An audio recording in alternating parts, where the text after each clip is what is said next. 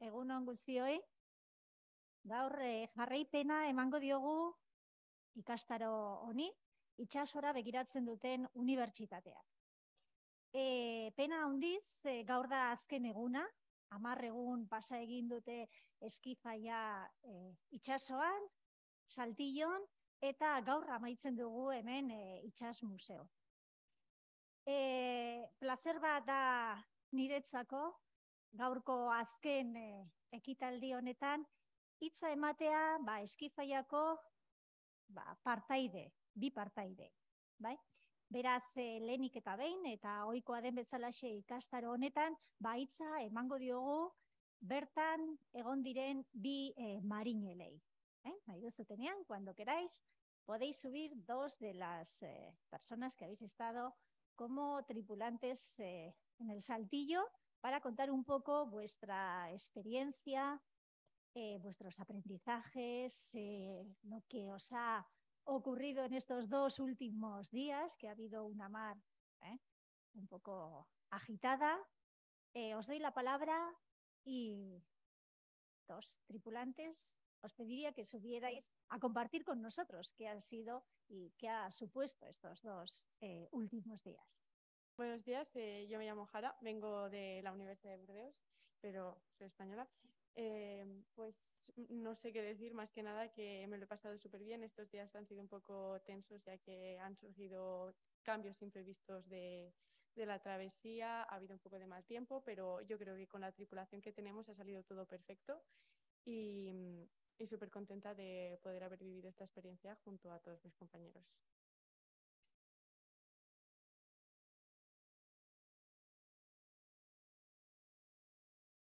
Egunon, yo soy Yara Carrero de la Universidad del País Vasco y también he sido participante en este curso de verano para navegar junto con la tripulación del Saltillo. Yo sobre todo, creo que ya venía con una idea de lo que quería en este curso porque tenía muchas ganas de vivir la experiencia de navegar, además en el Saltillo lo tenía muy claro que quería probar, pero durante el viaje sí que aún así he aprendido muchas cosas que no me esperaba. Por ejemplo, se habla siempre, es un tópico, se habla siempre del trabajo en equipo, pero yo en el Saltillo creo que es la primera vez que lo he experimentado de verdad, porque es un ambiente, supongo que en general las tripulaciones son así, pero no es algo a lo que yo esté expuesta. Pero en una tripulación yo es donde he experimentado por primera vez en mi vida de verdad el desinterés. El desinterés me refiero a que importa que las cosas funcionen y todo el mundo trabaja juntos sin necesidad de un reconocimiento especial, porque lo que importa es que todo salga bien para todos, y yo creo que es algo que no siempre que se habla de trabajo en equipo es realmente así. Luego me ha gustado mucho la experiencia de navegación. De hecho, me estoy incluso replanteando mi futuro profesional de todo lo que me ha gustado, porque si fuese por mí me quedaría todo el verano navegando y me gustaría poder incluirlo en mi futuro. Y en general estoy muy agradecida por haber vivido esta experiencia y espero ver a todos mis compañeros pronto y quizás navegar algo más con ellos. Muchas gracias.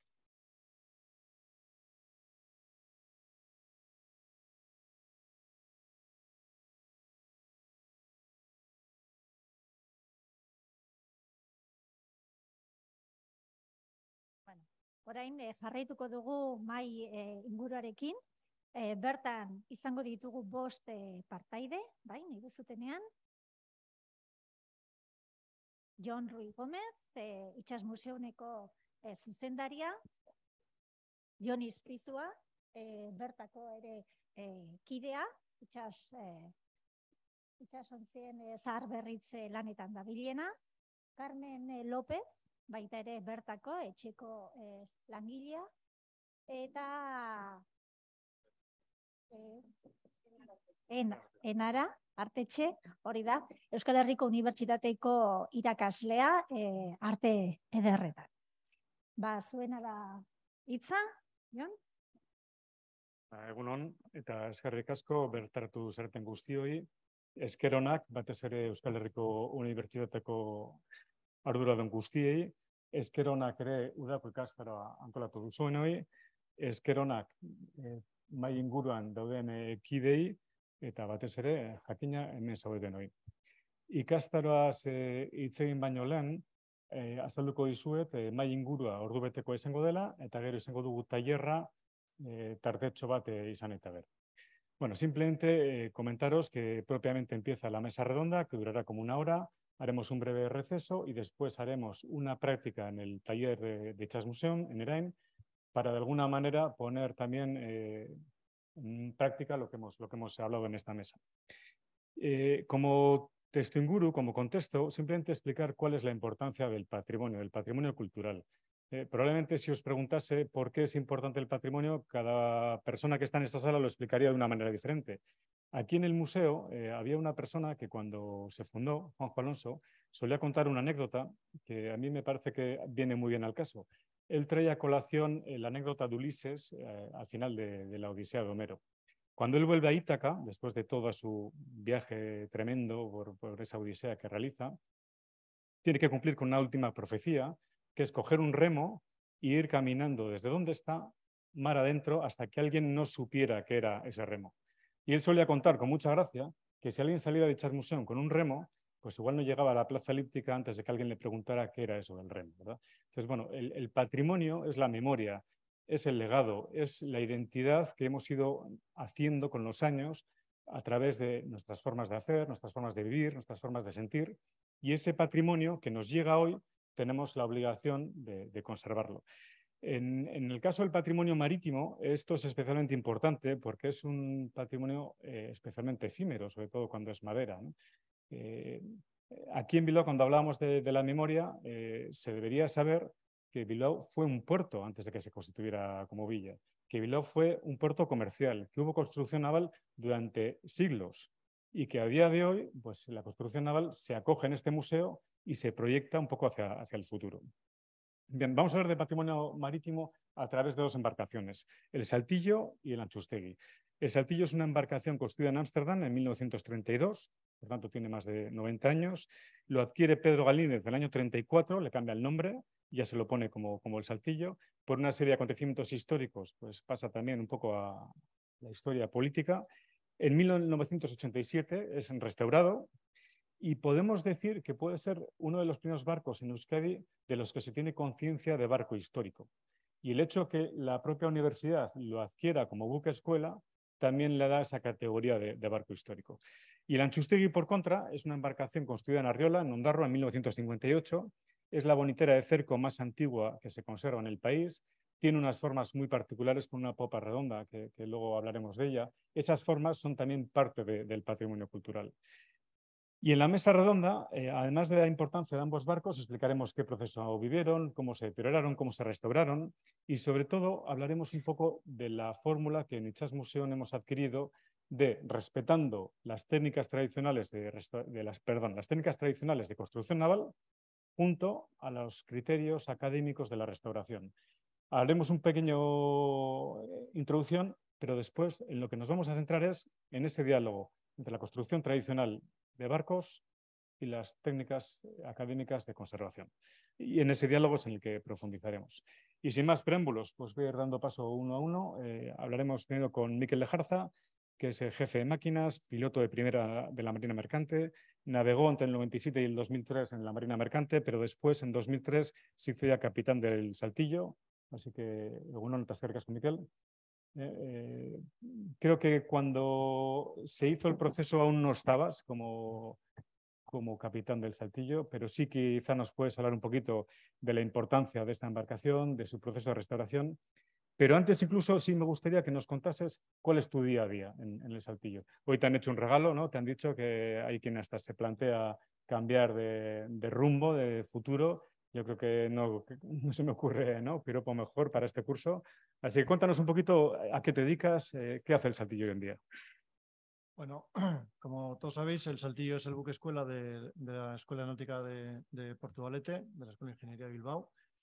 Mi día a día es durante el año mantener el barco y salir con los alumnos a navegar, enseñarles lo básico de la marinería, enseñarles a maniobrar, a a izar velas, a navegar a vela, en fin, todo lo que se puede hacer con un barco velero, que es lo que ellos estudian en la escuela, digamos en teoría, y en el barco pues lo pueden aplicar, ¿no? Eso que durante el año, en salidas de tarde, de mañana, van aprendiendo muy poco a poco, en los viajes de verano es cuando se ponen en práctica, ¿no? En viajes como este, son viajes que se hacen con una tripulación de 12, 14 alumnos, y bueno, pues ahí ya se introducen de lleno en lo que es la navegación a bordo de un barco, con sus guardias, sus quehaceres, sus maniobras, su navegación. Este viaje, sin ir más lejos, pues nos ha tocado navegar 2 noches, que no estaba planificado, pero para muchos ha sido la primera vez que navegan de noche, y bueno, pues hay una gran diferencia, ¿no? Navegar de día con buena visibilidad o navegar de noche que subes a cubierta y no ves absolutamente nada más que las luces que hay en tierra, ¿no? Y este viaje encima les ha tocado, pues eso, un poco de mal tiempo, que les ha venido bien para ver las orejas un poco al lobo, ¿no? Mi día a día sobre todo es eso, durante el año prepararles para que en el verano, en los viajes, podamos hacer 2, 3 tripulaciones, 4 tripulaciones, que el barco llegue bien, que ellos lleguen bien, que ellos lleguen con unas experiencias y un conocimiento adquirido, y que bueno, que sobre todo que les sirva para cuando salga la marina mercante, pues a bordo la electrónica que tenemos de radios, GPS, los AIS, el LECDIS, todo eso les va a facilitar. Ya están familiarizados desde el barco cuando vayan a la mercante. Entonces, igual los del barco no lo van a notar, pero ellos sí van a notar porque cuando lleguen tienen esa mochila. Ya han empezado a meter cosas en la mochila y eso es lo que va contando, ¿no? Tú llegas al barco. Yo siempre les cuento la primera vez que embarqué yo, que fue un desastre porque subí con la maleta hasta el puente pensando que el capitán estaba en el puente, no tenía ni idea de nada. Entonces ellos, no solo con lo que aprenden en el barco, sino con lo que le escuchan a los otros alumnos que ya han navegado, es una cosa que se va haciendo como una bola, ¿no? Entonces tú empiezas en primero, vas escuchando cosas y es increíble la progresión que hacen desde primer curso hasta último curso. Entonces, bueno, y en cuanto a la importancia histórica y el proceso de restauración, ¿qué nos puedes contar? Hombre, yo creo que la mayor suerte que tiene Saltillo es que Fernando Cayola se cruzara en su camino. Fernando Cayola ya está jubilado, pero en su momento estaba como profesor en la Escuela de Náutica.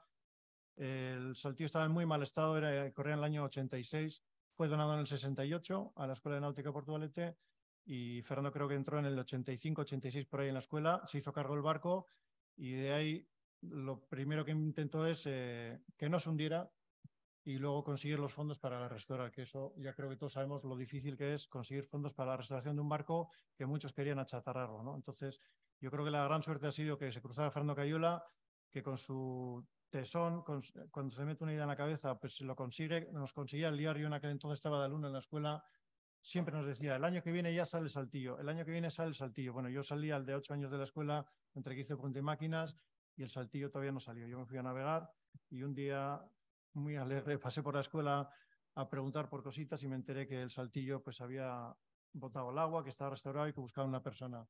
Entonces, bueno, yo de la restauración no puedo hablar porque no tomé parte, sí del proceso ese, pero de hecho, bueno, lo que sí pienso es que con la importancia que tiene el barco como barco histórico, es una gran suerte que lo tengamos dedicado a la docencia, que esté vivo, que esté activo y que se utilice pues el mejor de las funciones que puede ser la enseñanza. Muy bien, es que Miquel. Bueno.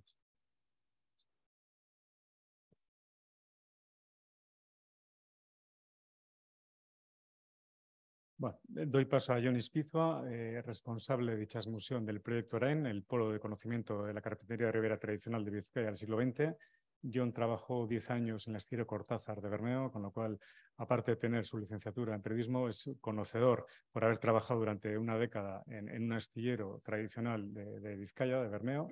Y bueno, a Jon le quería preguntar, antes hablábamos de la importancia del patrimonio marítimo, ¿cuál sería la razón por la que un museo, en este caso un museo marítimo, debe tener una colección de embarcaciones? Sí, es una pregunta difícil. Ya la palabra museo ya implica una colección, y en un museo marítimo la colección parece lógico que sean barcos y objetos relacionados con la navegación, las personas. Y a día de hoy yo creo que es más importante porque ya quedan, hablando de Antxustegi, pocas embarcaciones de este tipo que naveguen, ya quedan pocas también, ya solo quedan dos una en Vizcaya y otra en Guipúzcoa. Y luego a nivel expositivo queda otra en Santurce, tenemos otra aquí. Y poco más queda a nivel de Euskadi. Entonces, el poder conservar una embarcación, y si es la más antigua del territorio, pues es importante. Lo que decías, las formas, el tipo de construcción, la historia que tiene y luego hasta el paisaje. Antes los puertos estaban llenos de estas embarcaciones. En Bermeo podía haber tranquilamente 150 embarcaciones de este tipo. En los demás puertos más pequeños podía haber del orden de 20 en Lequeitio o otras 30 en Ondarroa. Y a día de hoy en estos puertos solo quedan embarcaciones de recreo de poliéster y poco de este tipo de construcciones. ¿Qué le pasa al Anchustegui? Cuéntanos un poquito cuál fue el proceso, cómo viene, qué le pasa. El Anchustegui tiene una vida profesional bastante larga, anormalmente larga para el tipo de barco que es, porque un barco del año 58 no es normal que estuviera trabajando hasta el año 97. Normalmente este tipo de barcos se hacían para periodos de trabajo más cortos y luego normalmente en Vizcaya se vendían hacia el oeste, hacia Santander y Galicia, y se volvían a construir embarcaciones nuevas que las sustituían, modernizándose constantemente. Este barco permanece en Ondarroa más años de lo que estaba previsto y se dona al museo después de una vida profesional bastante dura. Luego, desde que se dona al museo a que se empieza a trabajar en ella, pasa un periodo de 2 años de estancia en Aspen, encima del muelle, que el barco sufre la intemperie, y luego a la hora de traerlo al museo, después de una restauración, tampoco el museo tenía un sitio especialmente adecuado para una embarcación de madera de estas características. El dique seco donde está ubicado no hace honor a su nombre, seco, es bastante húmedo. El sol apenas da en invierno y el agua dulce es constante. Entonces la madera en esas condiciones es un criadero de hongos perfecto. La humedad, la oscuridad de ahí dentro. Pues hay un periodo en que el museo tampoco pasa un momento económico demasiado bollante, vamos a decir, o todavía estaba, más que creciendo, estaban haciendo el museo, tampoco era igual el momento adecuado para unir museo y barco, y llega un momento en que el barco ya llega a un momento de deterioro que había que tomar una decisión. Como decía Miquel, llega un punto en que había partidarios de su desguace y partidarios de su restauración. La restauración era difícil y en el museo se optó por trabajar en varias opciones. Una era el encargar a un astillero profesional la restauración de la embarcación.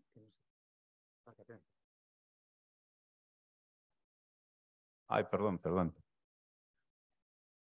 Bueno, el museo trabajó en varias opciones para afrontar el reto.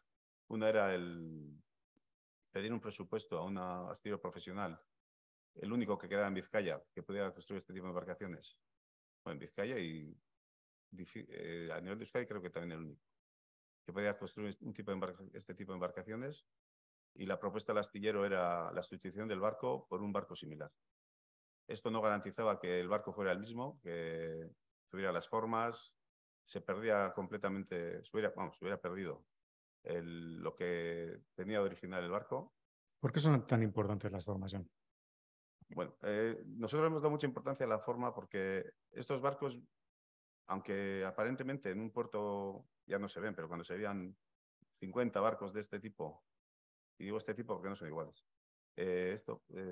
todos eran diferentes entre sí, incluso los construidos en el mismo astillero del mismo año eran diferentes entre sí. Pequeñas variaciones por el gusto de los armadores o del constructor, y los barcos eran diferentes.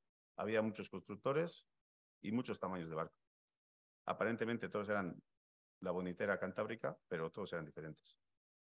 En la época del Anchustegui, las formas, a lo que quería responder, responden a la evolución de 50 años de evolución de un casco para las necesidades del arranchale de Vizcaya, de Ondarroa en este caso. Se parte de un barco de vapor cuyas formas, cuyo casco se importa de Europa cuando se ve que la vela y el remo no podían afrontar el siglo que venía por las necesidades de los pescadores. Luego esto lo vamos a ver claro en la exposición del taller, pero intento explicarlo. Se importan barcos desde Francia con formas de los vapores europeos que ya se construían. Aquí se van adaptando y enseguida se empieza a construir ese tipo de embarcaciones, pero van adaptándose a las necesidades de la pesca propia de la zona. la red de cerco y la caza, básicamente. Entonces, durante los 50 años que separan ese momento histórico al Antxustegi, el barco había cambiado completamente. Ya el barco salía al estilo con unos viveros, con motores bastante potentes, no eran ya de vapor, eran motores de gasoil. Sale con unos cámaras no frigoríficas, pero sí frigoríficos de hielo bastante más voluminosos que aquellos barcos del principio. Y todo eso va cambiando el barco poco a poco. Cada año se van incorporando cosas. Y aunque veamos este barco con ese puente, con sus formas, si ves, y nos fijamos en el, por ejemplo, en el Agurcha que está en Santurce, también conservado sobre el muelle, pueden parecernos unos barcos que son completamente diferentes. Ya los volúmenes, el barco, aunque tenga 2 metros más de eslora, tiene, pues no sabría decir cuántas toneladas más de barco. Los motores cambiaron la construcción de las proas. Hay una serie de cambios que luego igual lo vemos más. Pero entonces, es importante el momento ese de este barco. Por poner un poco de contexto, un barco de 1958, está en activo hasta final de los 90, el año 97 llega al museo, está en un dique que no es especialmente adecuado para la conservación en madera, se va deteriorando y llega un momento en el que hay que tomar una decisión y se opta por la restauración. Y lo hacemos constituyendo un equipo multidisciplinar. Y aquí es donde doy paso a Enara Arteche. Enara es doctora en Bellas Artes por la EHU, es profesora adscrita al Departamento de Pintura, imparte docencia en el grado de Conservación y Restauración, en el Máster Universitario de Conservación y Exhibición de Arte Contemporáneo y es parte del equipo multidisciplinar que crea Itsasmuseon en el año 2015-2016, en la que está la universidad, restauradores y restauradores de museos, la Diputación, etnógrafos, conocedores de la construcción naval. Y bueno, Enara, cuéntanos un poquito cómo ves aquel equipo multidisciplinar. Bueno, me parece sumamente importante la decisión que tomó el museo. Como decía Jon Ispizua, el museo estaba arrancando y tenía un elemento como era el barco Antxustegi Berria, que hay que pensar que es una pieza muy grande. Yo no soy del mundo marítimo, pero sí que tengo la perspectiva, como se puede decir, académica, ¿no? Desde fuera, para darme cuenta que el museo estaba en una situación muy complicada a abordar una intervención de una pieza bueno, pues que englobaba muchos aspectos, patrimonio marítimo, un tamaño enorme, las medidas de conservación no adecuadas, una necesidad de recursos económicos y personales enorme y bueno, pues en esa situación y en un museo todavía por consolidarse, que yo creo que en ese aspecto también es importante, bueno, pues tomar una decisión de plantear un equipo multidisciplinar me parece una decisión muy acertada y muy importante y muy necesaria, cosa que bueno, en otras intervenciones no se enfoca así. Entonces, desde ese punto de vista, me parece que hay que bueno, pensar que, bueno, se le anda, laudo tu verda, hay que aplaudir. La verdad es que cuando me dieron la invitación, me ofrecieron, me invitaron a participar, yo pues bueno, no conocía mucho ni el museo ni el barco, pero crear un equipo multidisciplinar desde la academia, desde las instituciones públicas, desde conocimiento de carpintería de ribera, es decir, desde el oficio, desde la práctica de la conservación-restauración, desde la etnografía, bueno, pues eso nos ha permitido durante estos años tener muchas reuniones, debatir sobre muchos aspectos, intentar conseguir un lenguaje común, porque a mí me tenían que explicar muchas cosas, pero como me las tenían que explicar, en muchos conceptos, pues también las ponía en duda, que yo creo que es eso, ¿no? Al final es ese debate el que yo creo que hay que enfocar o reseñar, porque es el que ha dado, el que cuando hemos tomado decisiones en la intervención, que ahí Carmen y Jon son los que mejor pueden hablar, han sido decisiones consensuadas. Esto no ha sido una... Bueno, ¿qué vamos a hacer?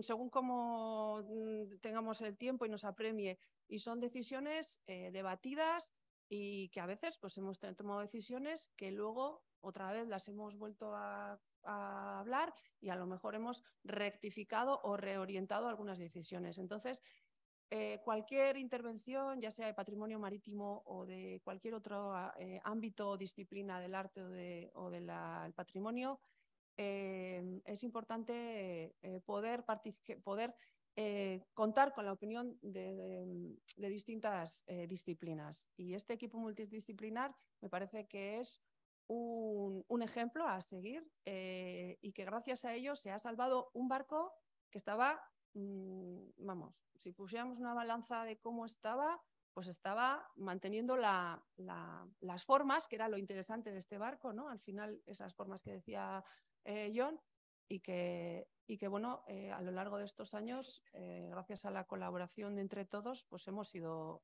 abordando. Entonces, me parece que además algo que hay que poner especial atención es en el conocimiento de los oficios. La academia da criterios o ofrece criterios, ofrece pues, unas pautas comunes que son importantes, pero no solo tenemos que atender a la parte material del objeto que hay que conservar, sino al conocimiento de los oficios que requieren, que han construido, que lo han utilizado, para qué lo han utilizado, porque todo tiene un porqué. Y gracias a eso también ha sido importante tomar las decisiones. Y yo creo que esto es algo pues que, por ejemplo, desde el arte, que yo vengo más desde del ámbito del arte, en el arte, pues para entender cómo se restaura una pintura mural, hacemos un fresco, y hacemos mortero, y hacemos cal, y sabemos cómo funciona y cómo son las jornadas, ¿no? Y sabemos qué es, ¿no? Enlucir una pared vertical para poder entender cómo restaurar eso o intervenir eso. Pues esto es lo mismo, ¿no? En un barco que ha tenido una actividad que se ha construido de cierta manera, ese oficio también hay que cuidarlo. Forma parte de la conservación y de la intervención. Entonces yo creo que eso también el museo está haciendo un gran trabajo en ese aspecto. Bueno, cogiendo uno de los hilos de los que mencionaba Enara, voy a dar paso a Carmen López Camarzana, licenciada en Bellas Artes en la especialidad de Restauración y Conservación por la Universidad del País Vasco, docente para Formación Profesional para el Empleo y la persona dentro de ese equipo multidisciplinar del proyecto RAIN que pone los criterios de restauración. John pone las técnicas tradicionales, ella contrapone los criterios de la conservación académica, después se debaten en el equipo multidisciplinar. Y antes de que entremos en ese diálogo, el hilo al que hablaba era la parte del voluntariado, ¿no? Aquí tenemos presente a una serie de personas voluntarias de este proyecto RAIN. Bueno, es otro de los ingredientes que quisiéramos mencionar antes de entrar ya en el debate de los criterios.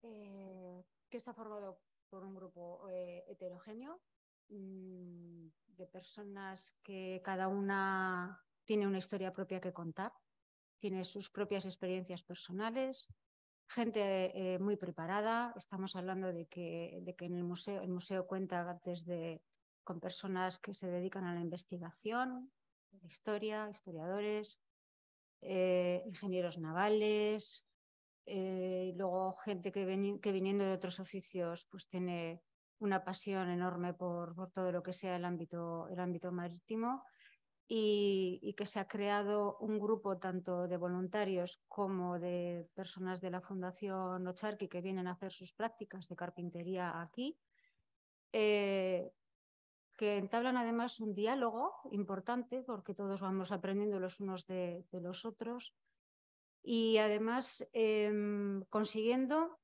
poner en práctica la gente que viene de la formación profesional, poner en práctica lo adquirido en la fundación y el propio voluntario tomando a veces conciencia, o a veces yo creo que ya casi siempre, de lo que son las técnicas de carpintería de ribera que va viendo, pero al mismo tiempo el diálogo que hay entre las técnicas de carpintería de ribera y los criterios de conservación y restauración. Entonces, no voy a decir que ha sido fácil, porque a veces no es fácil que lleguen a coger o a entender muy bien cuál es el criterio, porque hay veces en que hay fruto de la prisa, ¿no? Pues vamos a hacer de esta manera, vamos a hacer de la otra, y alguien tiene que ir diciendo, no, vamos a parar, vamos a sopesar, vamos a molestarnos en tomarnos un tiempo de pensamiento y si no tenemos claro qué es lo que vamos a hacer, lo que decía Enara, ¿no? lo que es el tema de los equipos multidisciplinares, pues vamos a parar. Y no va a pasar nada porque paremos. Vamos a parar y vamos. Lo que está diciendo Carmen puede pasar desapercibido, pero tiene mucha importancia. Cuando tú estás en un proceso de restauración, hay a quien le entra la prisa por ver acabar el proceso, por ver cómo el barco ya evoluciona. Y sin embargo, Carmen y el equipo multidisciplinar, Enara y compañía, nos decían, no, parad, vamos a pensar. Vamos a intentar salvar cada tabla, vamos a repensar cada criterio, vamos a debatirlo. Entonces, bueno, yo creo que ahora ya entramos un poco en el debate, ahora podéis participar libremente, que sea un poquito más ágil, os podéis llevar la contraria, podéis debatir sobre este diálogo entre carpintería de ribera tradicional y criterios académicos de conservación. ¿Cómo se trabaja? ¿Cómo se produce ese diálogo? ¿Cómo se produce ese debate? ¿Cuántas veces hay que parar? Yo voy a hacer un símil de lo que Nara ha dicho, de lo que aprendimos en la facultad, que es que para restaurar un mural, evidentemente, hacemos un mural. Pues aquí el museo propuso hacer algo parecido. Era, antes de intervenir en el Antxustegi, lo que hicimos fue carpintería ribera, hicimos un bote. Y entonces, los voluntarios, que yo también empecé aquí como voluntaria, primero empezamos a tomar a ir introduciendo en nuestra mentalidad, en nuestra cabeza, los términos, que son muy complicados. Y luego, en las formas, John trazaba cosas. Digo cosas porque él decía, están las líneas de agua aquí. Yo soy la primera, no los veía. Traje todos los colores del mundo para hacer líneas de agua, a ver si me era más fácil así. ¿Cuándo aprendimos a ver las líneas del agua? Pues cuando empezamos a hacer el bote, cuando se empezó a trazar, cuando se empezó a cortar, cuando empezamos a montarlo, cuando se montó la quilla. Entonces, todo ese aprendizaje que hemos ido adquiriendo a lo largo de un año más o menos estuvimos haciendo el bote, nos ha servido como base para luego poder intervenir en el Antxustegi y tomándonos también los tiempos. Es decir, aunque la restauración no es la manera secuencial de estar haciendo una embarcación, sino que nos enfrentamos a que primero es más lenta, a que las piezas ya están montadas y que tenemos que estar haciendo un baile entre que esto es lo que tenemos montado, no podemos deshacerlo, por supuesto, y nos vamos a moldar. Entonces vamos a coger las técnicas de carpintería tradicional, las pasamos con las técnicas y con los criterios de intervención y así vamos a ir a veces construyendo toda la restauración, que os digo que es un poquito complicada porque no partimos de cero. Entonces, si tenemos los barraganetes ya puestos y tenemos que poner un trancanil cuando en construcción tradicional el trancanil ya está puesto y los barraganetes son lo último que se van a poner, es que aquí ya los tenemos, con lo cual el trancanil lo vamos a tener que hacer en dos piezas, una que va a ser dentada, que entramos con ella, y otra que va a ser recta, que vamos a hacer desde fuera y que hemos denominado contratrancanil, que seguramente la palabra ni existe, pero había que llamarlo de alguna manera. Entonces, ese baile de trabajar entre lo que ya estaba hecho y respetarlo y que no se nos vaya la mano, porque a veces en que la dificultad te puede decir o puedes querer avanzar un poco más y negarte, no voy a conservar, porque es más rápido si hago nuevo. Pues no, lo que decir, paramos, sopesamos, volvemos a medir y conseguimos o intentamos por lo menos conservar todo lo que es la parte material, aparte de las formas, conservar todo. Y yo creo que hay una parte de conservar, perdón, como has dicho que es libre, que ya yo creo que hay una parte cuando se interviene que es más tediosa, pero que es a la larga es clave, y es la documentación. Y la documentación gráfica y fotográfica, porque a veces ocurren cosas y mientras estás interviniendo, y esto ya sea patrimonio marítimo o cualquier otro elemento que se interviene, pues pones el foco de atención en algo que luego te hace dudar si esto era así, no era así. Y si te dejas llevar por el fragor de voy allá a quitar todo esto, que esto ya estaba mal, ya he tomado la decisión de quitarlo, pues igual luego te arrepientes porque no has sacado una foto o varias fotos y luego pues no tienes a qué atenerte o una referencia. Entonces yo creo que aquí hay un aspecto muy importante que es y que lleva mucho trabajo porque son muchos días de trabajo. La pieza, vuelvo a insistir, es muy grande y todo es exponencial el tamaño. Entonces la documentación fotográfica fundamental. Es un trabajo de diario, de fotografías, de estar escribiendo. Se lleva un diario. a bordo de todo de todas las intervenciones que se están realizando. Y luego fotografías, vídeos en un momento determinado, se levantan planos, se levantan croquis, todo eso se va juntando y se va compilando todo en las memorias. Entonces, el otro día, hablando con Juan Mari, con uno de los voluntarios, decía, ¿qué te crees que es lo más importante de todo? Decía, la documentación, fundamental, la documentación. Dice, porque mañana pasa por el muelle alguien y le tira una botella de gasolina al barco y nos hemos quedado sin él. Pero la documentación ya ahí queda, ¿no? Todo lo que se ha ido haciendo de todo ello. Entonces, es tedioso, yo entiendo que a mucha gente no suele ser muy exhaustiva. Aquí se es muy riguroso con la documentación, muchísimo. Y bueno, todo eso se publica bueno, además anualmente. Eso es la memoria anual. Luego yo, aprovechando que hemos puesto las fotos y hilando con lo que decía Ainara del tamaño, es un barco de 24 metros de eslora y 6 de manga. Y si veis el estado de conservación en que estaba cuando empezamos los trabajos en el 97, pues era, no vamos a decirlo, pero es una ruina. Entonces, lo primero fue la seguridad del propio barco, el conseguir que no siguiera degradándose ni que se colapsara o hubiera derrumbes que perdiéramos ya el barco para siempre, y la seguridad de las personas a la hora de entrar al barco. Entonces ahí es el momento en que se decidió que el barco se iba a cubrir para su mejor conservación en el trabajo de restauración y a futuro, y el barco se iba a apuntalar. Y eso fueron las dos operaciones que fueron bastante costosas económicamente, y en relación al coste total del proyecto, pues igual ha sido la mayor inversión que hemos hecho. Luego, aprovechamos ese periodo de más o menos un año que conseguimos el poder hacer la cubrición y el apuntalamiento para hacer el curso que comentaba Carmen de carpintería herrera con los voluntarios. Que sí es importante porque ahora a la hora de trabajar, pues ya hay, aunque no solo algunas personas los que empezaron y los que siguen a día de hoy, algunos y otros no, porque el grupo de voluntarios va evolucionando, sí queda una forma de trabajar, una forma no hubiera sido lo mismo empezar con gente de cero en el barco con este tamaño, en estas condiciones de andamios, de inestabilidad, peligros. Y antes os estaba comentando que barajamos 3 posibilidades de llevar a cabo el trabajo. Y os habéis comentado una, y otra era una propuesta que hubo de aislar el barco mediante epoxi y conservarlo como estaba, que desde el museo no lo veíamos factible. Y la tercera opción era que el museo afrontara el trabajo con las posibilidades que teníamos. Y la única posibilidad era esa, un grupo multidisciplinar que nos ayudara a saber qué hacer, cómo hacer y cómo plantear el trabajo, y el trabajo con voluntarios, que iba a ser la única forma de disponer de personas para llevar a cabo el trabajo. Y por ahora estamos contentos con las dos fórmulas, parece que está funcionando, y podéis ir viendo la evolución un poquito en las fotos que me imagino que está viendo. Bueno, primer debate entre los criterios de restauración. Mínima intervención, que es uno de los básicos, ¿no? Intentar respetar el máximo de lo original, versus la conservación del conjunto, la seguridad y la conservación de las formas. ¿Qué problemas genera este debate?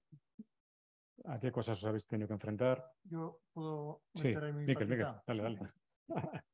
Yo creo que me voy a diferenciar un poco de ellos. Sí. En el caso del Saltillo creo que es diferente. La restauración ya se hizo. Yo lo cogí un barco ya restaurado, y los cambios que yo hago al Saltillo los hago en función de que sean más prácticos, guardando las formas o sin perder la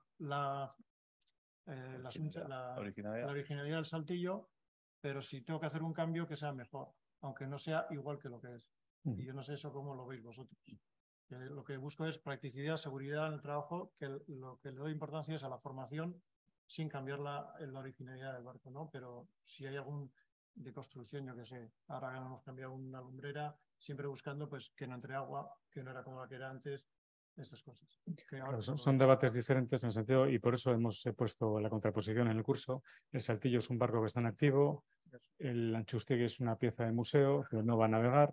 Entonces son realidades diferentes, pero está bien planteada la pregunta. Carmen, Ainara, John, ¿cómo lo veis? ¿No? Documentar y guardar lo máximo que se pueda. Lo que pasa es que lo que estaba, o sea, lo que yo encontré en el Saltillo no era lo original. Ya, o sea, ya está cambiado. Claro. Entonces, bueno, yo mirando las fotos originales, intento jugar un poco entre la originalidad y Claro. la mejora. Claro, sí, sí. Igual al final es un híbrido, pero No, yo pero creo que haces, el marco funciona. haces el esfuerzo de la investigación. Esa otra gente pues, hace lo que, ¿no? Sin planteárselo. La documentación puede ser, en el caso de Lanchustegui, era una vez una pieza de museo. Requiere una documentación extensa. Cuando hacemos cosas más en no sé, una asociación, un particular, una reparación que hay que hacer también, pues porque igual entiendo que hay que hacerla ya. Documentar hoy en día con un móvil, todos tenemos un teléfono, y hacer una breve reseña a algo que hemos realizado sin entrar a una investigación, eso creo que sí es planteable. Lo que pasa es que hay que cogerle la medida. Nosotros estamos aquí hablando el Lanchustegui de una pieza de museo. ¿Quién se le ocurriría decir que nadie está documentando extensamente la restauración de la Mona Lisa, ¿no? Pues es un poco, bueno, no sé si la Lanchustegui es la Mona Lisa, se puede comparar, pero bueno, era por exagerar. Todo el mundo se plantea que requiere un montón de documentación. En cambio, una pieza que tiene en casa, que puede tener un valor determinado, pero que se restaura, pues también la documentación que se puede hacer de ello es muy relativa, pero algo se hace. Entonces, a poco que se haga un poquito de cualquier intervención, sobre todo si estamos pensando en que tenemos algo que tiene un valor histórico, pues sí que merece la pena un pequeño esfuerzo, aunque no sea el original, porque forma parte del recorrido material de esa pieza, creo. Esa es mi opinión. Bueno, en Lanchustegui, el equipo multidisciplinar, una de las primeras cosas que decidió es a qué punto histórico quería llevar el barco. Se podía haber decidido ir a 1958, que es cuando se vota, pero se decide llevarlo al año 1997, que es cuando llega al museo, porque teníamos mucha más documentación y sabíamos mucho más cómo era esa embarcación cuando llega en el año 97. Entonces, bueno, decidimos llegar a ese momento, pero ahí yo creo que lo que te están diciendo, ¿no? Que es documentar. Y bueno, lo que hablábamos de mínima intervención y... Ahí hay una cosa clarísima. Yo creo que el primer día que empezamos a trabajar ya empezaron los debates, vamos a decir. La mínima intervención en conservación está claro, su propio nombre lo indica. Pero en los barcos, la seguridad del barco, uno que navega, o bien luego hay otro motivo, pero un barco en seco, los barcos de madera están construidos con tablas, entonces como todo el mundo sabe, esas tablas tienen que tener una mínima longitud, y tú no puedes hacer un barco con tablitas pequeñitas clavadas cada metro, porque ese barco en la mar se desharía, no tiene una resistencia longitudinal, ¿no? Entonces, un barco de 24 metros, cada tabla que va de proa a popa, pues estará constituida de 4 o 3 tablas, desde 4 a 6 metros de longitud en origen. Claro, ahora nos encontramos con partes, aunque está en mal estado, y veis trozos largos en mal estado, había tablas que estaban bastante bien, pero en el centro le faltaba medio metro de tabla, o afectada por hongos o por golpes o por lo que pudiera hacer, que había que sustituir sí o sí. Entonces, en un barco, si vamos a sustituir una tabla en trocitos, nos hubiéramos quedado con un barco sin estructura, vamos a decir, porque el barco no es como una casa que es vigas y un forro. El forro del barco en sí mismo es parte de la estructura. Entonces, en construcción tradicional, lo correcto es poner las tablas lo más largas posibles. Y en barcos que se han construido en Bermeo, por ejemplo, se usaban tablas de hasta 6 metros. Este barco tiene tablas de 4,5 metros así de origen. Entonces, ahí teníamos que llegar a un acuerdo. Esas tablas, ¿de qué punto a qué punto íbamos a renovar, manteniendo, corrigiendo ese defecto de esa parte mal estado, y cuál era la parte correcta de sustitución? 2 metros, 3 metros, la tabla entera. Y claro, no era una tabla, eran muchas. Entonces, ahí hay un constante con la tiza, una negociación. Sí, esto sí, esto no, hasta aquí cortas, hasta aquí no. Estos topes hay que distribuirlos porque también están mal distribuidos. Luego las tablas no se pueden poner todas a la misma cuaderna, hay que hacer una distribución de tablas en el sentido de longitudinal y vertical, porque no pueden coincidir en la misma cuaderna. Hay unas normas de construcción que exigen que el barco es como es. Entonces, tampoco podemos dejar un barco modificado para que dentro de 50 años venga y tome como referencia la construcción de este barco y sea incorrecta. Y diga, no, los barcos se construyen. No, nosotros tenemos que mantener un sistema de construcción correcto también. Entonces ahí ha sido parte de eso, y yo creo que es lo más sea, sí, conservarla. Y la discernibilidad un poco también, ¿no? Sí, Me parece un criterio. Lo que pasa es que ahí siempre chocamos con que sea discernible. Hasta ahora es discernible porque toda la madera que se ha metido tiene los cantos vivos, tiene todas las aristas vivas, se ve bien. Y como vamos pintando, porque claro, la protección de la madera es la pintura, como vamos, está siempre un tono más abajo de los grises que hemos estado utilizando. Pero también es verdad que luego va a haber, pero bueno, paso va a estar la documentación, porque hay partes que ya están quedando ocultas, que en el forro, por ejemplo, el tema de discernibilidad es imposible. No podemos estar pintando el forro con 2 tonos distintos. Siempre me falta. Es decir, en arte utilizamos rigatino, utilizamos puntillismo, que tú cuando te acercas, pues puedes discernir que está hecha la intervención. Aquí os imagináis el anchuste lleno de pequeños puntos de colores o de rayas. Siempre tiene una foto Hannah Price, tiene una embarcación que está pintada con lunares. No hay manera, no me trae la foto, porque es que, claro, eso sí hubiera sido discernible. Pero claro, hubiera sido una auténtica posicional con un barco así. Entonces, aristas vivas, en los interiores tonos más bajos. Y otra. La documentación, evidentemente, todo lo que hemos intervenido, eso está claro. Y luego todo lo contrario pasó. El del barco se hizo una intervención anterior mientras estaba en el museo, pero desde fuera del museo, en la que no se respetó la distribución de tracas del casco. El tipo de construcción de tablas mantiene unas anchuras mínimas y las tablas que van a acabar desapareciendo a lo largo del forro tienen que acabar de una forma que se llaman atunes, unos cortes que luego lo vamos a poder. Si alguien me lo recuerda, lo vemos. Entonces, toda esa parte que es un poco complicada a la hora de construir el barco se omitió y se reconstruyó mal esa parte. Entonces, en tablas que estaban en buen estado, sí se tomó la decisión de retirarlas para volver a construir el barco como se había construido en Ondarroa, tomando como referencia la parte de popa que no se había tocado. Entonces, tablas que se habían, por así decirlo, se había parcheado, pues aunque estuvieran en buen estado, se retiraron y se volvió a forrar esa zona correctamente. Claro, eso exige que ya no quitas una tabla, ya quitas zonas enteras de tablas que aunque estén en buen estado, aunque tampoco eran originales, no había una discusión demasiado, pero había que volver a construir el barco correctamente. Bueno, hemos hablado de mínima intervención, de seguridad del conjunto, de discernir las piezas nuevas de las originales, de documentación. Otro de los criterios típicos es la reversibilidad. ¿Hasta qué punto es posible aplicar este criterio de la reversibilidad en una embarcación de este tamaño? Pues... A ver, es difícil, pero nosotros, por el estado en que está en el barco y como se ven las fotos, al principio para reconstruir el forro, como teníamos que trabajar alternando interior y exterior, cuadernas forro, no podíamos hacer quitar todo el forro sobre esas cuadernas y volver a forrar, porque se hubiera deshecho el interior. Tampoco queríamos dar golpes, porque cada golpe que dábamos retumbaba en todo el barco y había vibraciones que nos preocupaban. Optamos por clavar todo el forro y ahora mismo estamos clavando toda la cubierta con tirafondos, tornillos a tornillos. Ahora no sería necesario, el barco ya está fuerte y aguantaría los clavos perfectamente. Pero en el forro era imprescindible, si no, igual no quedaría barco. Entonces, a día de hoy sí es reversible el retirar una tabla y con clavos también sería, pero sería más costoso. Pero bueno, es difícil. Yo creo que la reversibilidad está subestimada. No es. La reversibilidad, cuando hablamos de la reversibilidad en el patrimonio, es que aquello que estamos añadiendo en un momento dado lo podamos retirar. Por supuesto que se pueden retirar las tablas que se añaden, pero no tiene sentido porque esa intervención se está haciendo para poder consolidar la pieza, que esté bien, que se respete su construcción.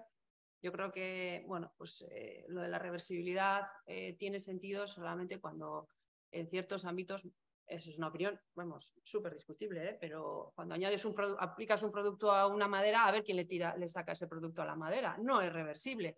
Lo que puede ser lo más inocua posible o que no que no impida nuevos tratamientos, ¿vale? Que eso sí que sería un poco más la filosofía, que aquellas intervenciones que se hayan aplicado, productos, técnicas, que no impidan que los criterios, con la evolución de los criterios de intervención, se tomen nuevas decisiones y que si se quiere retirar,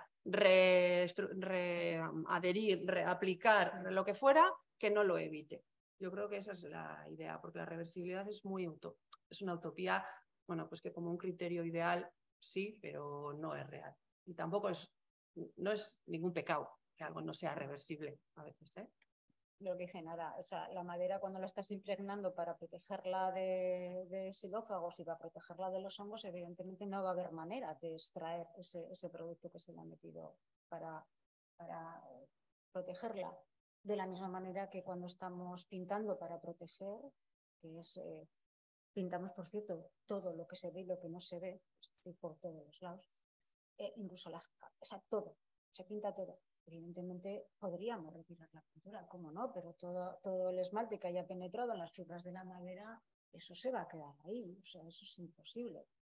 Lo menos reversible de todo lo que hemos hecho, pues hombre, hay veces en que, bueno, en la zona de cuadernas, ¿no? Pues que se ha hecho algunas intervenciones de consolidación de cuadernas, porque sí que es verdad que las que tenían buen alma, es decir, que son de roble y tenían bien el alma de la madera, hemos puesto al lado las que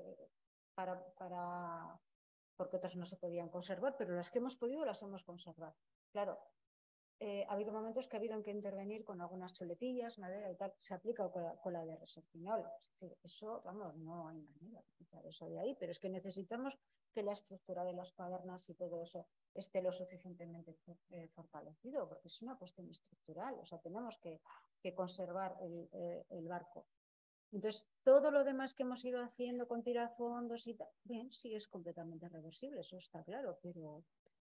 Bueno, hemos hablado de conservar las técnicas tradicionales, la distribución de las tracas, los atunes, de la restauración, incluso de la desrestauración.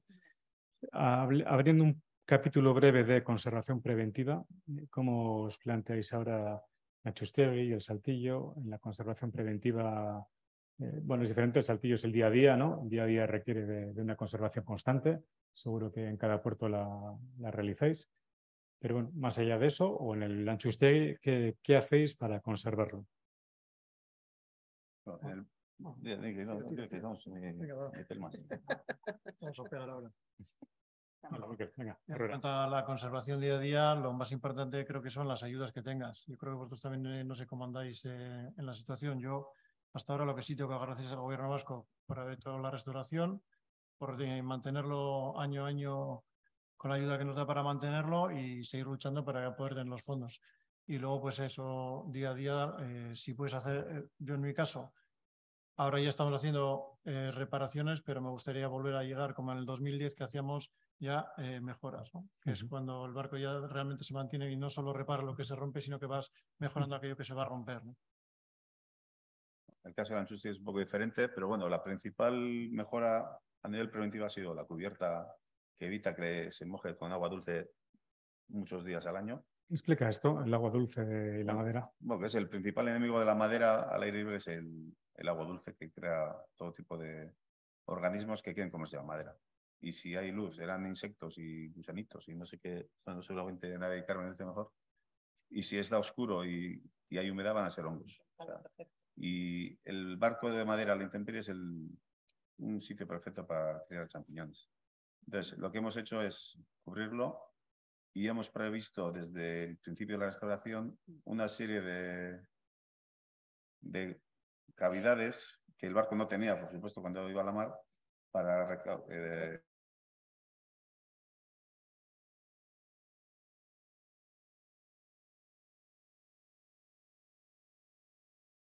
eso va a evitar que haya condensaciones, que puedan dar lugar a ese tipo de humedades internas que al final es lo que han estropeado el barco. Y luego, pues, hablaba Carmen, que todas las tablas y piezas que hemos puesto en el barco llevan un tratamiento de un producto que se llama Silacel, que es para evitar los insectos y los hongos. Todas las piezas de madera van pintadas con esmalte sintético y entonces ya no hay piezas que contactan madera con madera directamente. Hay siempre madera, pintura, pintura, madera. Entonces, la conservación va a ser mejor, aun estando en la intemperie, aun estando en un sitio donde la humedad va a ser alta siempre. Pero bueno, han mejorado las condiciones a futuro. Yo creo que es clave en la conservación preventiva que la gente lo conozca. Porque lo que se conoce se conserva y lo que se tiene una situación en la que está el barco, todo el mundo lo ve. Cuando no estaba bien, todo el mundo lo veía y ahora que está bien, todo el mundo lo ve. Y además es algo que ya forma parte del paisaje de Bilbao. Entonces, la conservación preventiva también es que la gente lo conozca, difundir las cosas que se hacen. Además, yo creo que esa cubierta, cubrición que tiene, la terpe que tiene el barco, tiene unos paneles informativos para que la gente que venga lo lea y vea lo que hay, que la difusión es muy importante. El patrimonio se puede conservar en un almacén a oscuras, súper bien, perfecto, pero hay que conocerlo porque si no, no sabemos lo que tenemos alrededor. Entonces, en este caso, por el tipo de obra, de pieza que es un barco que está en dique seco, no navega, pero está quieto, estático en un sitio. Y la conservación preventiva, por supuesto, son todas las medidas que habéis mencionado, pero que también la gente lo conozca y lo sienta como propio para que, no sé, sea consciente de lo que tenemos alrededor, que eso es importante, ¿no? No sé si... Bueno, antes de abrir un turno de preguntas y acabar, tiro del mismo hilo que abre Nara. ¿Se conserva solo la pieza? ¿Se conserva solo el barco? ¿Se conservan también las historias personales que hay detrás del barco? Lo que llamamos patrimonio material e inmaterial. ¿Qué estamos haciendo en este sentido? Bueno, hay que hablar de Juan Antonio Aprez, que es un antropólogo que colabora con el museo en este proyecto y que ha hecho una labor, hoy no está con nosotros, pero una labor de recogida de documentación y testimonios con la familia Anchustegui y personas que trabajan en la construcción del barco, marineros del barco. Y bueno, es una información, es tal la información que ha recogido que bueno, está trabajando en ella y va en breve, esperamos tener una exposición acerca del barco y seguramente la acompañará una publicación. Y eso es parte de la memoria que nos ha dejado este barco también, ¿no? No solo un objeto, sino qué se ha vivido en ese barco y por qué es importante también. A ver, aquí hay dos lecturas del patrimonio. Está la lectura del patrimonio como pieza física, pero luego está el patrimonio inmaterial, que es dentro de nuestros oficios tradicionales, dentro de nuestra cultura, de nuestra historia, qué actividades económicas, artesanales o no, se hacían. Y hay elementos que son testimonios de esa actividad, pero el elemento sin la actividad no va, ¿no? Entonces, ¿por qué es importante conservar el barco o esta pieza o piezas que sean importantes? Pues porque retroalimenta esa historia que va unida, ¿no? Las cosas tienen que ir compensadas y yo creo que también esa parte, en este caso, en el equipo multidisciplinar está cubierta. No es solo el objeto que está construido con estas formas y tiene esto, sino, pues mira, esto se hacía así porque cuando iban a pescar hacían de esta manera, ¿no? Todo eso que va junto con la pieza. Yo creo que así es como hay que enfocarlo también de ahora en adelante, como se está intentando desde el patrimonio inmaterial conservar pues, piezas que son parte de nuestra historia. Yo, por poneros un ejemplo práctico, lo que era en la proa no quedaba testimonio de los catres. Estaban solamente los de popa en muy mal estado y tal. Aquí, pero bueno. Es esa zona que lo que cuenta Carmen es la zona entre gris y azul. Pues bueno, lo que vamos al tema de la memoria oral. Pues si no llega a ser, bueno, primero porque teníamos un poco la referencia de los que quedaban en popa, pero sobre todo la memoria oral de la familia. El venir y contarnos de qué forma estaban pintadas los catres cuando volvimos a replicarlos. Y aparte de cómo estaban pintados, cómo estaban distribuidos, te iban contando cuáles eran las condiciones de vida también un poco de los catres, ¿no? Del espacio donde ellos luego iban a descansar. Entonces, hacer esos catres que ahora desde fuera no se ve, pero que hay que bajar alguna imagen ahí dentro. entrar dentro, volver a ponerlo más o menos cuando ya podamos visitar el Antxustegi por dentro, con los datos que ellos nos van aportando de qué es lo que, de cómo estaban puestos, de cómo estaban, qué es lo que llevaban, qué tipo de... O sea, todo eso, no tanto el ambiente, porque a lo mejor, o el esfuerzo que no vamos a ser, yo por lo menos no voy a ser capaz de relatarlo, ¿no? De todo lo que han vivido, estar ellos ahí, quedar reflejado, quedar en un momento material hecho, que forme parte de la documentación, ¿no? Toda esa memoria oral que ellos a día de hoy todavía la familia nos puede contar y que Juan se ha encargado de recuperar también del Antxustegi Mayor, ¿no? Entonces, eso es impagable. Porque, bajaron a los catres y se emocionaron. Claro, porque... Catres reconstruidos, porque en ese caso no existían. No existían. No existían porque en una intervención anterior los habían quitado, no porque no existieran en ello. Entonces, claro, cuando la familia baja y se emocionan y tal, pues hombre, yo quedo muy satisfecha. ¿Qué quieres que os diga? Bueno, nos quedan unos minutillos breves antes de hacer una pausa y después de pasar al taller, que es un ejercicio práctico que os recomiendo. ¿Alguna pregunta, alguna curiosidad, algún interés que tengáis? ¿Alguien se anima? Venga.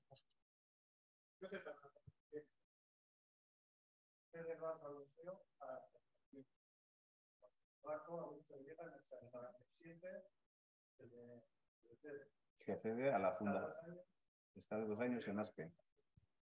Es que el museo no existía. Existía la fundación, unas personas que deciden hacer un museo, que empiezan a aceptar donaciones. Y esta no sé, la donación 4 o 2 del museo. El museo se abre en 2003. Y bueno, en el 97 llega, le hace una intervención que hemos comentado que no es adecuada y después está en el dique desde 2003 que nace el museo y claro, en principio el barco no estaba mal. El barco se va deteriorando poco a poco hasta que llega un momento en el que aparentemente estaba bien, pero por dentro estaba muy mal. Y ahí es cuando se toma la decisión, es el momento ese crítico, el museo todavía haciéndose, porque el museo este año cumple 20 años. Aquí tenemos representantes del Museo Marítimo de Barcelona, es una institución centenaria. El museo tiene 20 años, que también es una reflexión a realizar, ¿no? Como una ciudad portuaria y marítima como Bilbao tiene un museo de tan solo 20 años. Estamos asentados sobre un dique que tiene 155 y muy cerquita está el dique viejo, que es de 1791. Y muy cerquita está la señora Real Zorroza, que era del siglo XVII. Y antes otros astilleros, pero el museo tiene 20 años. Y cuando se toma la decisión, más o menos es 2015. Y es cuando se activa todo este proceso de restauración. Luego hay una serie de decisiones que se toman mientras se está haciendo el museo y esto ha afectado a más barcos en Euskadi. Cuando surge este tipo de proyectos de restaurar un barco y la gente quería vender, ya esto es una opinión mía personal, quería vender el proyecto al político que iba a poner el dinero, le decía que iba a ser un proyecto muy turístico, que iba a enseñar a trabajar a un montón de gente en escuelas de formación profesional y que además luego iba a ser una pieza de la hostia en un museo. Y al político le sonaba bien o le gustaba no sé, políticos aquí, les gustaba le sonaba bien y lo firmaba. Claro, ¿qué pasa? En esos proyectos que la mayoría han desaparecido, el barco sufría modificaciones que las había hecho una escuela de formación profesional con mucho interés en los alumnos, pero poco en el barco. El proyecto turístico no salía adelante y en los museos han desaparecido. Y tenemos ahí el Playa de Arzábal, tienes el Aita Marín Bermeo, tienes el Jorge, otros 2 barcos en Santurce. Hay una serie de barcos que todos han tenido el mismo esquema. Iba a ser un proyecto muy turístico y súper educativo. Y no ha sido nada de eso. Hay que guardar el barco porque es patrimonio. Y si no nos gusta esa idea, pues no lo guardamos. Pero es patrimonio y sí. A nadie se le va a ocurrir quemar la Mona Lisa. Y aquí se nos ocurre pues, deshacernos o hacer exceomos con la Mona Lisa. ¿No? Veamos a una escuela de arte la restauración. No, hay que hacerlo con un fundamento. Nosotros, si hemos tardado en tomar el proyecto, era costoso por volumen, por dónde está, por los medios que disponíamos, pero hemos intentado hacerlo lo más correcto que sabíamos. Y es con el grupo multidisciplinar, dejándonos aconsejar, preguntando mucho y luego pues intentando hacerlo con poco dinero, que es el que tenemos. Bueno, es una forma de decir que sea un proyecto sostenible, es decir, que no es hacerlo con poco dinero porque sí, sino porque queremos que sea sostenible y no existía esta metodología, por lo menos en el Estado, de conservar una embarcación manteniendo las técnicas de ribera tradicional y los criterios académicos de la restauración y la conservación. No existía, nadie lo ha hecho, por lo menos que nosotros sepamos. Aquí están en Barcelona que nos pueden comentar, pero nosotros hicimos un manual de buenas prácticas inspirándonos en modelos británicos, pero aquí no lo hemos conocido. Joan comentaba, lo que se nos proponía es llenar la pieza de epoxi. Fíjate qué solución. Un barco de 20 y tantos metros de eslora. Entonces, bueno, ¿alguna preguntilla más?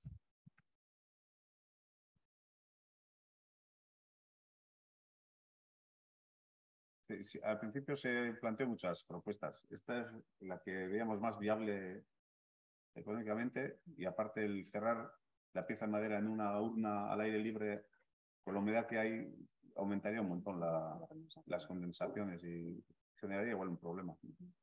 No sabemos, tampoco tenemos la posibilidad de probar y deshacernos de la urna. Hasta ahora no, porque tampoco iba a soportar el que una grúa le coja. Y luego hay que buscar una ubicación y hay que buscar una ruta por carretera. O sea, lo hemos pensado, pero no lo planteamos. ¿Pensa usted?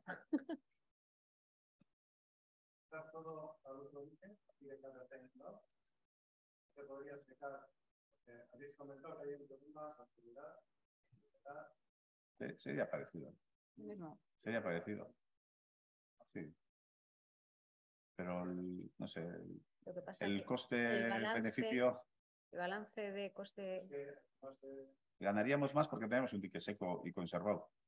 Que eso tampoco está mal. Pero para el barco, no sé. Tiene mucho calado ese dique, ¿eh? No.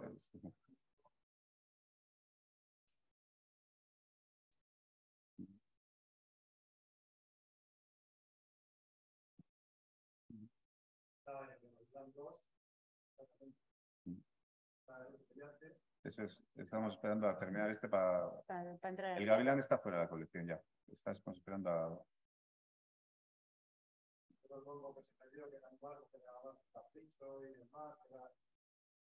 Una patrullera de madera, me imagino que tiene que ser algo bastante.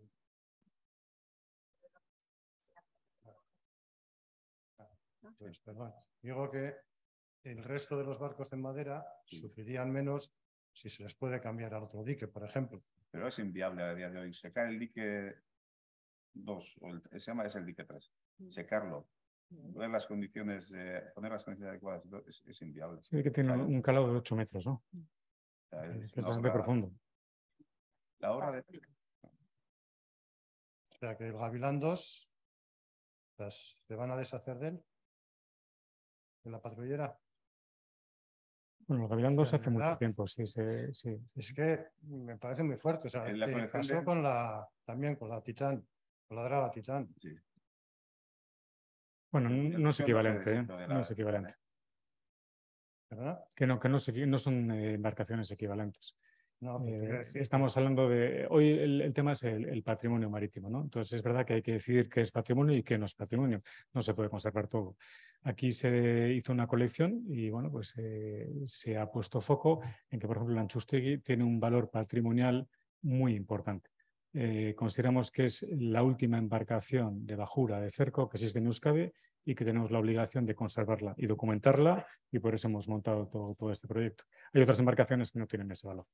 Entonces, bueno, esto es un debate que podríamos tener cualquier otro día y podríamos hacerlo, pero es así. Además, en un museo, fíjate, antes hablaba John que cuando estamos en ese momento crítico, 2015 o 2015, ¿no?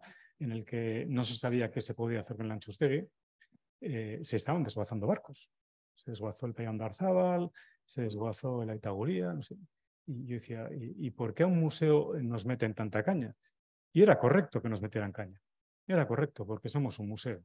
Y un museo tiene un poco la obligación de conservar la colección de la que se hace cargo. Un ayuntamiento yo creo que también, pero probablemente menos. Probablemente menos. Aunque seguramente tenga muchos más medios que un museo, porque en ese momento el museo no tenía medios ni humanos, ni económicos, ni existía esta metodología que hemos implantado. y sin embargo un ayuntamiento sí tenía medios y además de diferentes partidos políticos y desguazaban y no pasaba nada.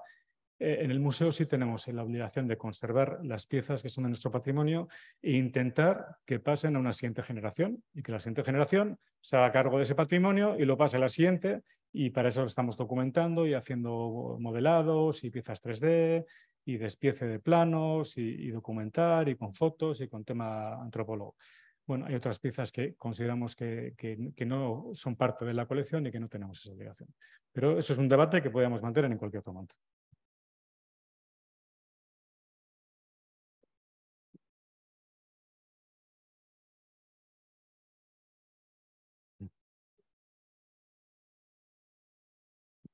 Hemos estado hablando solo de carpintería, pero tema máquinas y todo eso, ¿se va a restaurar algo o nada? El barco se donó al museo sin máquina. Máquina principal, ¿eh? Y Vale. sin auxiliares también. Vino sin nada. Con la sala de máquinas vacía, vamos. Vale, si crees eso. Hay otra pregunta por ahí.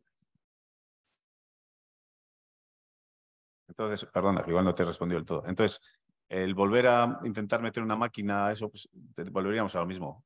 Tenemos que aumentar qué máquina llevaba, cómo está distribuida la máquina, que eso más o menos sabemos por la familia, tengo la información, pero encontrar ese motor del año, creo que era del año 80 o así, el que tenía el último, y el rehacer los tanques de gasol y la distribución, pues sería ahora mismo un poco inventarnos lo que es la sala de máquinas, y no procede. Entonces, además, le evitamos cargarle pesos a un casco que estaba muy castigado. Vale, bueno, esta pregunta seguramente me la podrá responder el director del Itsas Museum. A corto plazo, bueno, a futuro, ¿tiene el Itsas Museum previsto alguna otra adquisición de nuevos materiales a restaurar, alguna nueva, bueno, pues, no sé, ¿tenéis proyectado algún nuevo reto, aprovechando un poco la experiencia de todo este proceso y del equipo desenvuelto? Y por otra parte, bueno, pues sí que querría saber si tenéis algún tipo de vinculación, convenio, acuerdo con Albaola, el Cartea, que también está haciendo un trabajo muy interesante, en líneas paralelas un poco también a lo que desde aquí se pretende. Bueno, pues si tenéis pensado de alguna manera unir esfuerzos en algunos proyectos a futuro. Eso sería todo. Vale, pues es que recaso por la pregunta.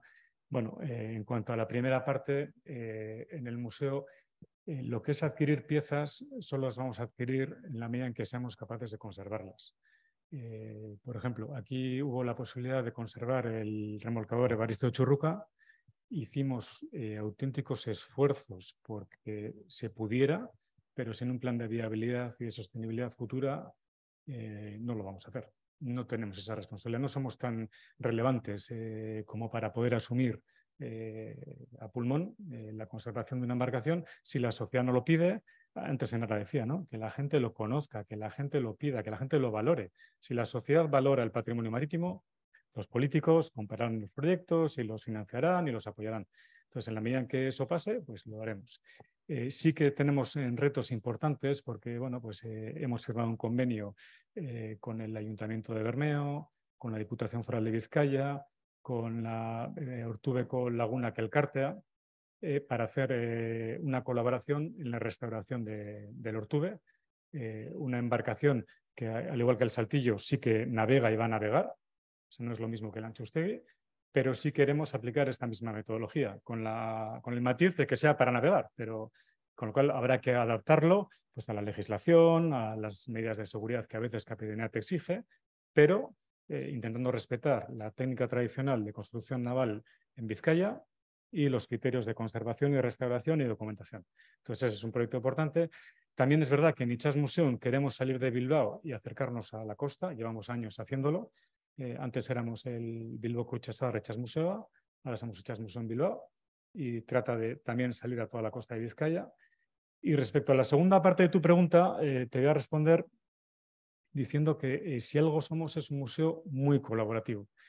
colaboramos con el Museo Marítimo de Barcelona en infinidad de proyectos, colaboramos con el Aquarium de Donostia en infinidad de proyectos, con los museos de la Costa Vasca, con los museos de Bilbao, con toda aquella institución que quiera colaborar. No sé si hasta ahí te puedo decir algo o no, pero yo creo que se deduce que si algo hacemos es colaborar y creemos que el patrimonio marítimo es un ámbito en el que se debe colaborar, porque somos muy pocos y porque bueno, es un patrimonio que todavía no tiene quizá el reconocimiento social que debiera y la colaboración es fundamental. Y aquí también hay un matiz. Nosotros intentamos aplicar el conocimiento que tenemos de la carpintería de ribera tradicional de Vizcaya, que es un matiz muy importante. La carpintería de ribera se hace en el Mediterráneo, se hace en Estados Unidos, en cualquier zona del mundo, pero nosotros no traemos de Estados Unidos una metodología, sino que aplicamos el conocimiento que tenemos aquí en Vizcaya y lo juntamos con la Academia de la Conservación. Pero creemos que es muy importante el arraigarnos a donde estamos. Bueno, pues si os parece, hacemos un mini receso y os recomiendo lo del taller, es una actividad chula. Hemos recreado un costado de un barco, se va a calafatear, queremos que toda persona que quiera intervenga y yo creo que es un rato que lo vais a pasar bien. Así que no sé, son y 24, hay 35 aquí en la puerta y vamos para ahí. Venga, Sergaso. A ver, Miquel, muy bien, Miquel. 10 maneras. Sí. Eguerdion, amaiera emango diogu gaurko ekitaldiari eta halaber ere ikastaro honi ere bai. Ondorioak,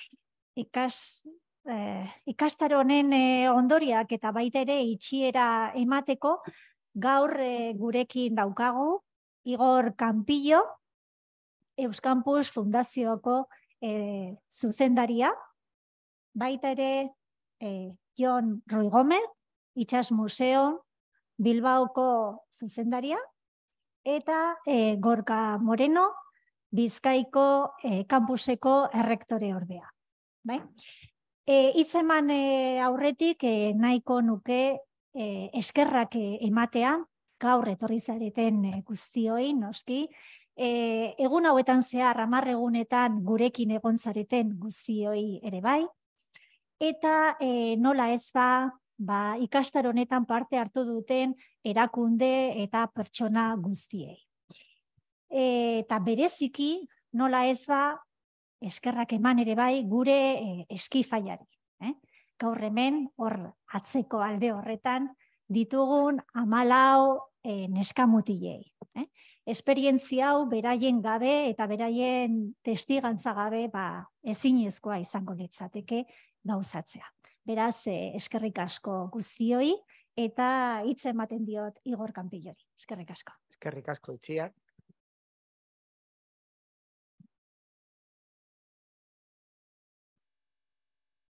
Eguerdion, en los 2 años consecutivos que se ha celebrado este curso de verano, Euskampus Fundazioa ha apoyado y a la vez participado intensamente tanto en el diseño como en la dirección y desarrollo de este curso de verano. Y yo la verdad es que no he tenido ocasión de participar con la tripulación, pero mis compañeras Julieta e Itxaso, y bueno, junto con Itziar, pues me han tenido al corriente de cómo ha ido transcurriendo las distintas travesías que habéis tenido, las marejadas, marejadillas y demás. Y la verdad es que puedo deciros que estamos muy satisfechos y orgullosos con el modo en que ha transcurrido este curso de verano y el conjunto de actividades abiertas al público en cada uno de los puertos. Este curso reúne ingredientes que son claves en el modelo de colaboración del campus eurorregional de la Universidad del País Vasco, Euskal Herriko Unibertsitatea y la Universidad de Burdeos, y que nosotros, en este caso Euskampus Fundazioa, pues tenemos el honor de impulsar y gestionar. Este curso de verano es un curso muy ambicioso que reúne a un colectivo de estudiantes de ambas universidades para conformar una tripulación interdisciplinar, intercultural y multilingüe. Y esto es un fiel reflejo de la comunidad que da vida a la alianza universitaria entre la Universidad de Burdeos y la UPVHU. La tripulación de estudiantes que os habéis embarcado en este buque insignia del Saltillo, pues se enarbola como un icono de la gran travesía que están desarrollando conjuntamente las dos universidades. Una travesía impulsada por el viento de la colaboración entre las comunidades universitarias, pero también con entidades públicas y privadas, y la participación abierta a la ciudadanía de ambos lados de la frontera para conseguir un impacto real en la sociedad, que es el objetivo que ambas universidades tienen. Las dos universidades han coordinado con agentes e instituciones representativas en cada uno de los puertos de acogida para difundir conocimiento y talento académico, conversar con expertos y poner en valor el patrimonio e instalaciones marítimas, y así trabajar por un gran reto, que es la valorización, la salud y la sostenibilidad de los océanos, como una línea de actuación necesaria para hacer frente a los retos de la transición energética, ecológica y social de nuestros territorios. Esta mañana he tenido ocasión de hablar con Itziar Alcorta, la directora de los cursos de verano de la UPVHU, y bueno, desafortunadamente ya pues, no puede estar aquí con nosotros. Como podéis entender, en estas fechas tiene una agenda endiablada con tanto curso de verano que se está desarrollando, ¿no? Y bueno, me ha dicho dos cosas que quiero trasladaros. Primero, pues eso, que lamenta no poder acompañarnos. Y segundo, que este curso es especial dentro del catálogo de cursos de verano de la UPVHU porque encarna, como ninguno, el espíritu de los cursos de verano. Juventud, aventura, sostenibilidad, equipo, orientación hacia la ciudadanía, colaboración. Y ha cerrado la conversación con un "os estamos muy agradecidos y reconocidas por vuestra participación", la de obviamente, la tripulación de estudiantes y todas las instituciones. Yo, por mi parte, termino con varios agradecimientos. Primero, a la UPVHU y a la Universidad de Burdeos, y también a UICA por creer en este curso y por el apoyo y el compromiso institucional continuado que ya pues, en esta segunda edición se va confirmando. A Itsas Museum de Bilbao pues, por su adhesión y su colaboración. Y ya a título personal, pues quiero dar un sentido agradecimiento a las directoras de este curso, a Itziar y a Julieta, por hacerlo posible otra vez, a Itxaso, que ha seguido de cerca todas vuestras actividades y ha difundido con entusiasmo fotos y mensajes, al capitán del Saltillo, Miquel, por su compromiso y por pilotar a todo el equipo y llevaros siempre a buen puerto, y por supuesto a vosotros y a vosotras, los y las estudiantes. Y bueno, sí, la verdad es que quiero daros las gracias por haberos enrolado en esta travesía, pero sobre todo quiero deciros que me dais muchísima envidia. Muchas gracias.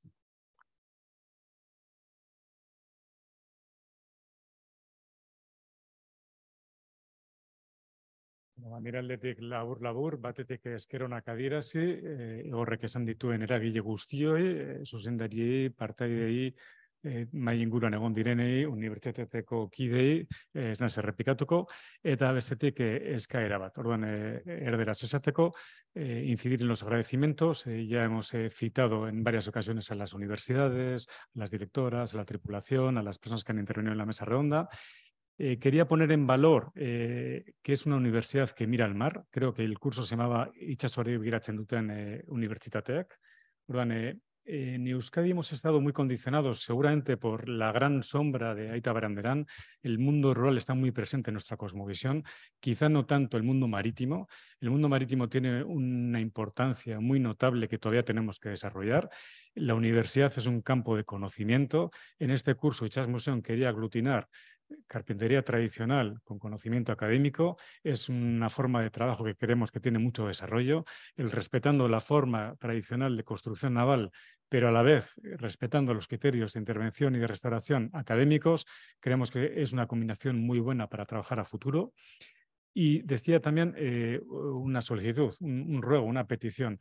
En el mundo marítimo en Euskadi somos muy pocos agentes, las personas y las instituciones que trabajamos por el mundo marítimo.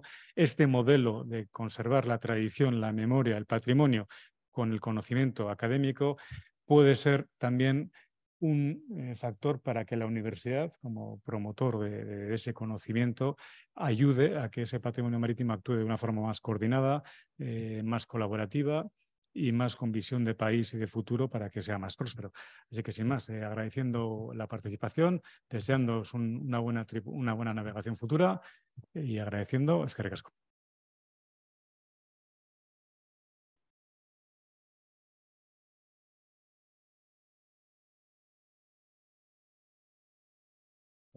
Eguerdion guztioi, ni ere laburra izango naiz, badakit nekatuta zaudetela, hemen zaudeten desente, eta zentzorretan, bueno, hitz batzu baino ez ditut botako.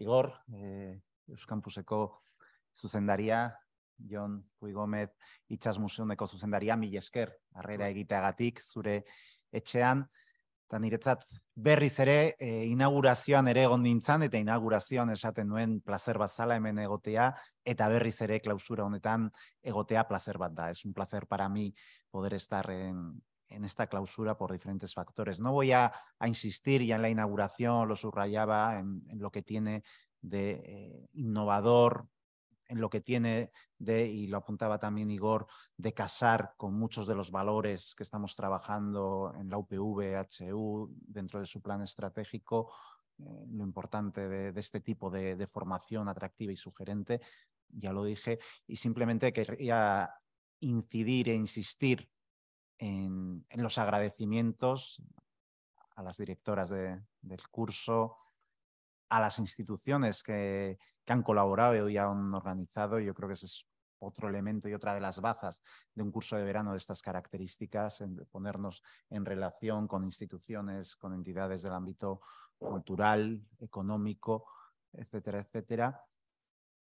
Dar las gracias, por supuesto, a todos y a todas las que habéis participado como tripulación, de alguien también que hasta ahora muchas veces, y como apuntaba Jon, ha mirado incluso desde el mar, pero ha mirado en dirección opuesta, ¿no? Mirábamos hacia tierra, por poner un ejemplo.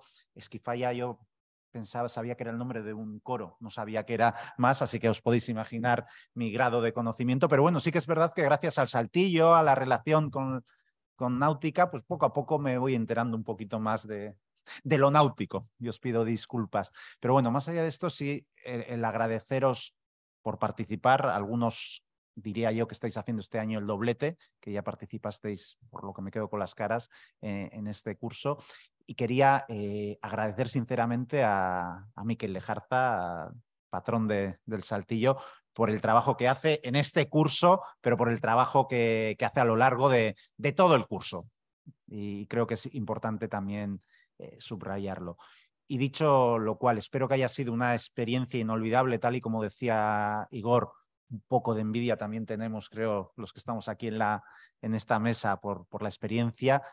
Creo que habéis tenido también un poquito de marcha marina estos últimos días. Me imagino que será también inolvidable y que quedará para poder contarlo en los próximos años. Espero que haya sido, aparte de lo que haya tenido de académico, de formativo, que haya sido una experiencia también inolvidable a nivel personal.